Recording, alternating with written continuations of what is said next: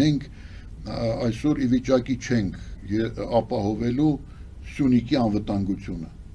ի վիճակի չենք մեր ուժերով, մեր սեփական ուժերով, այդ վիճակում ենք մենք հայտնվել։ Եվ կարծում եք Միացյալ Նահանգները շահագրգռված են լինելու պաշտպանելու այդ ճանապարհը։ Իհարկե, որովհետև դա այն ճանապարհն է, այն բալանին է, որին տիրանալով իրանք ձեռք են բերում լուրջ արժեք եւ հնարավորություն իրանց ուզածի չափով մասնակից դարձնել այդ ճանապարհի շահարկմանը Ռուսաստանին, եթե համարեն կան ընդհանուր ինչ-որ եզրերի Ռուսաստանն էլ ձգտելու է ոչ թե հակադրվել դրան, որտեղ ի վիճակի չի լինելու հակադրվել, ի վիճակի չի լինելու, այլ ձգտելու է իր շահը գտնել այդ ընդհանուր դրվածքում, որի տերը, որի, այսպես ասած, ուրեմն ղեկը լինելու է Միացյալ Նահանգների ձեռքում։ լինելու է Միացյալ Նահանգների։ Ինչ է անում Հայաստանի իշխանությունը այս ժամանակահատվածում։ Ինչով է զբաղված վարչապետը։ Վարչապետը զբաղված է ուրեմն փորձերով դառնալ այաթոլլա։ Դրանով է զբաղված, այսինքն վարչապետը զբաղված է իր կոնֆլիկտով, բայց չգիտես ծիծաղես թե լավ լինես, որովհետև հեղինակազրկվում է մեր հայ առաքելական Սուրբ եկեղեցին։ Հեղինակազրկվում է ինչու, որովհետև այդ տեսեք, ես երեք եղա Սուրբ ուրեմն ծննդյան պատարագի մասնակցեցի Սուրբ ծննդյան պատարագի երեք Կոնդի Սուրբ Հովհաննես եկեղեցու Սուրբ Հովհաննեսը իմ սուրբն է դրա համար այնտեղ գնացի այնտեղ եմ ես գնում միշտ այնտեղ եմ այցելում եւ նու իհարկե ինձ համար մի քիչ նաև տխուր էր որ այնտեղ Տեր Տիարը հեռացավ կյանքից անցյալ տարի դա իմ հոգեվորականն է մորս վերջի առարողություն ինքն է իրականացրել առաջի անգամ էի այնտեղ եւ այնպես ստացվեց որ ականատես դարձա թե ինչպես առաջի անգամ այս տարիների ընթացքում ես միշտ բոլոր այդ օրերը ամենանվիրական օրերն են Սուրբ Ծննդյան, Սուրբ Հարության օրերը պատարագները մասնակցել եմ առաջի անգամ ես ուրեմն այդ շոկը ապրեցի երբ որ ամանորյա ուղերձը վեհապար հայրապետի Գարեգին երկրորդի չընթերցվեց եւ ով էր պատարագի քահանան Տեր Պետրոսը, որը այդ բանի Նարեկ Մալյանի հայրն է։ Պատկերացնում եք Նարեկ Մալյանի որը նշանակել են Սուրբ Սարգիսից այստեղ, ուրեմն Սուրբ Հովհաննես եկեղեցու Կոնդի եկեղեցում նշանակել են։ Եվ նա չընթերցեց, այսինքն կաթողիկոսի առաջի անգամ կաթողիկոսի շնորհավորական խոսքը որը միշտ ընթերցվում է ուրեմն ամանորյա այդ պատարագի Սուրբ Ծննդյան պատարագի ընթացքում չընթերցվեց հետո մի եւս նորույթ փորձել են էտել նորարարություն երբ որ ուրեմն երբ որ բաժանվում էր օրնված ջուրը ջրորդ ներքից հետո օրնված ջուրը ուրեմն դե ես շշիկներ էի վերցրել նաեւ ընկեր ունեմ, որը հիվանդ է, ծանր եւ ինքը դեղերը խմում է այդ ջրով, այդպես է։ Օրնված ջրով ինքը խնդրել էր նաեւ որ ես։ Այսինքն մի 3 շիշ էի վերցրել, շշիկներ։ 3 շիշ։ Հա, դե նրան պետք է տայի էլի մեկը կար էլի տենց։ Դե հիմա դա ընդունված է, տալիս ես բան։ Ասեցին չէ, քավոր ենք նշանակել փոքր շշիկներով, այսպես, սմետանայի, անհարմարել է խմել դրանից, էլի,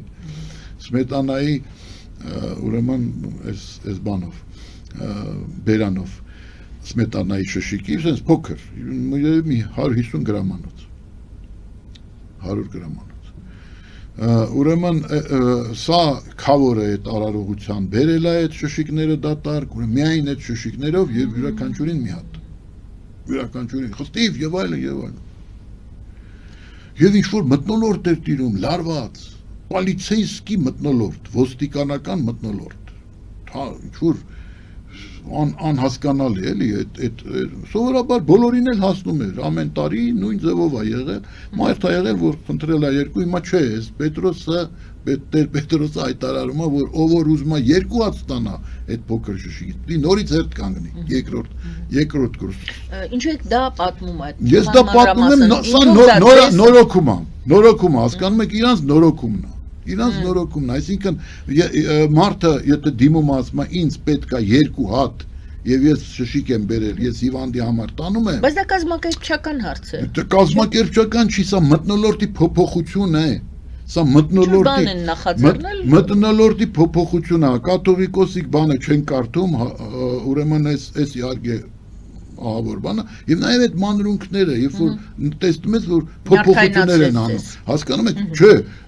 սա սուրբ ծնունդ է, սա ավանդույթ է, սա մարդիկ սովորել են,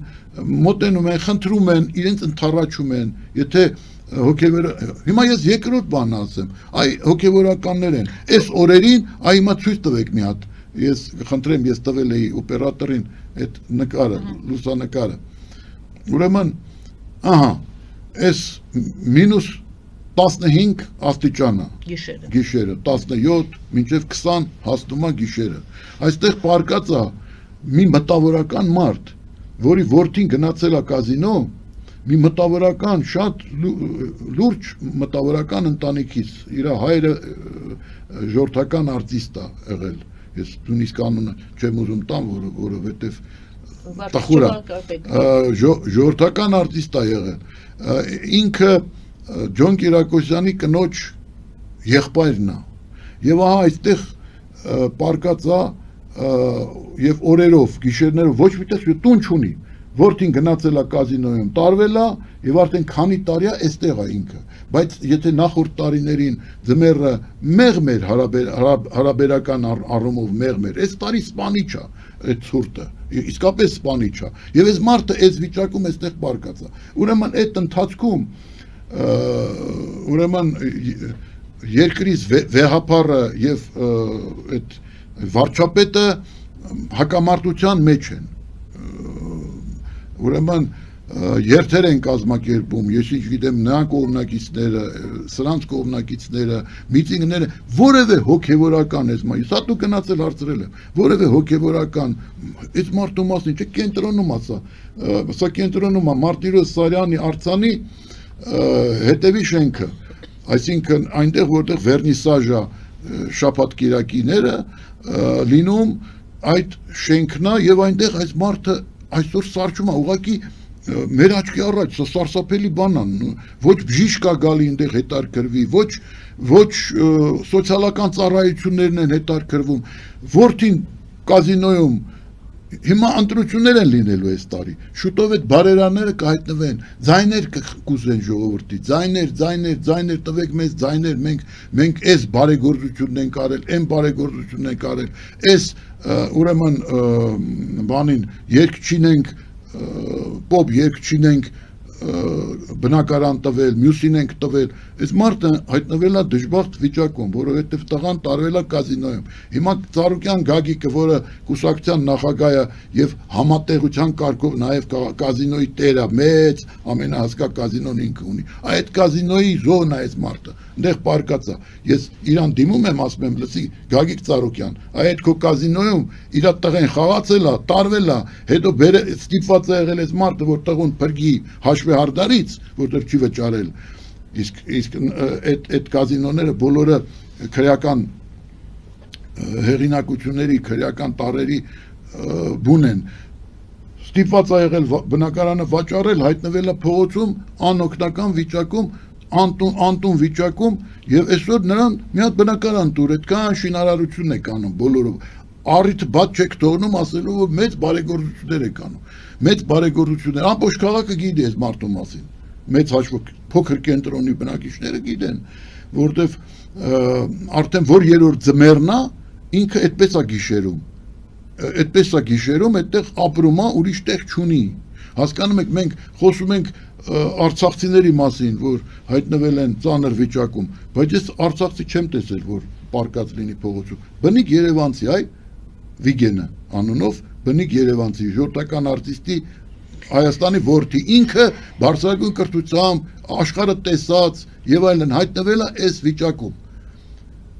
Այս երկրի սահմանադրության մեջ գրված է, որ սոցիալական պետություն ենք, բայց այդ սոցիալական ծառայությունները որտեղ են, ամեն օր անցնում են այդ փողոցի կողքով, չտեսնում են այդ մարդանդեղ։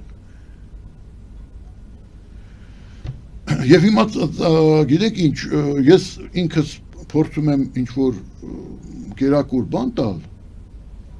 միշտ անցնելով, օգնել եւ այլն, ձերքից խլում են, այսինքն քրեական տարեր են հայտնվել շրջապատում, ձերքից խլում, այս մարդը անօգնական, ինտելիգենտ մարդ է, անօգնական վիճակում,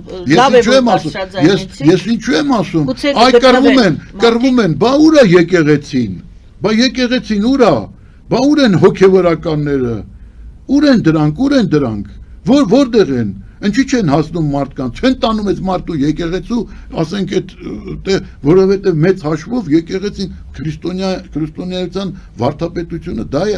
ոչ թե օլիգարխի նկարը ընդունարանում կատես ու ասես իմ հերոսը սա է, քո հերոսը պետք է լինի յուրաքանչյուր Տերը ինչ ասում, Տերը ասում է դու քո սեղանին հրավիրի ամենաչունևորին, դու Տեր կանգնի նրան ամենաչունևորին, եւ այսօր եթե բարեգործություններ եք անում իբր թե ասում այս դերասաններին բանին օգնում ենք, բան ենք կազմակերպում, ուրեմն նրանց բնակարաններ ենք տալիս եւ այլն։ Սա իսկ ինչ վերաբերվում է այս կարգի երևույթների, հասկանում եք, դա ուղղակի սարսա ես դες ասեմ այս օրերին ես այդտեղ չեմ գտնում, որտեվ ես որտես մտածում եմ այդ մարդն այնտեղ պարկած սարում է։ Հիմա ուր տանեն ու ինչ անես, բանը կերակուրես տալի բան, գալիս են բոմժերը բանը կողքից տարբեր քրեական տարեր ձեռից խլում են։